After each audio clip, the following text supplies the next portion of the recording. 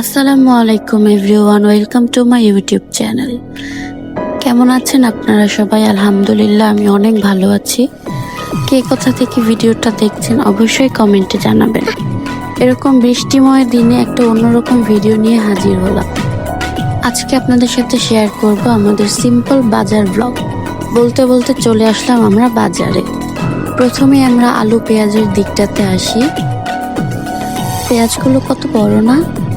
তারপরে আমরা যাই কাঁচা শাকসবজির দিকে। মাশাআল্লাহ, টমেটোগুলো কত সুন্দর লাগছিল। এই সময়ে টমেটোগুলো অতটা ভালো না হলেও দেখতে কিন্তু খুব সুন্দর।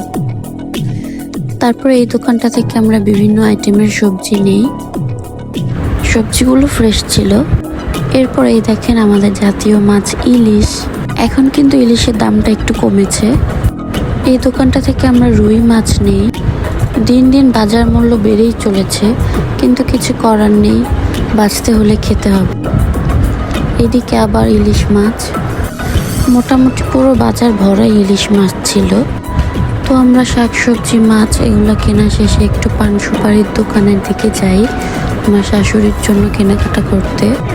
শেষ পর্যায়ে মুরগিটা নিয়ে আমরা এখান থেকে বেরিয়ে পড়ব। তারপরে আমরা যাব সুপার শপে।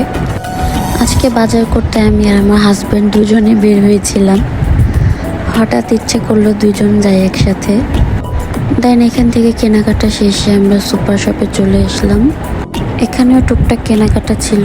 এখন আমরা চলে যাব সোজা বাসায়। বলতে বলতে বাসায় চলে আসলাম। তো আজকের ব্লগটা ছিল এই পর্যন্তই, বাজার ব্লগ। কার কাছে কেমন লাগলো অবশ্যই কমেন্ট করে জানাবেন, আর লাইক কমেন্ট শেয়ার করে পাশে থাকবেন।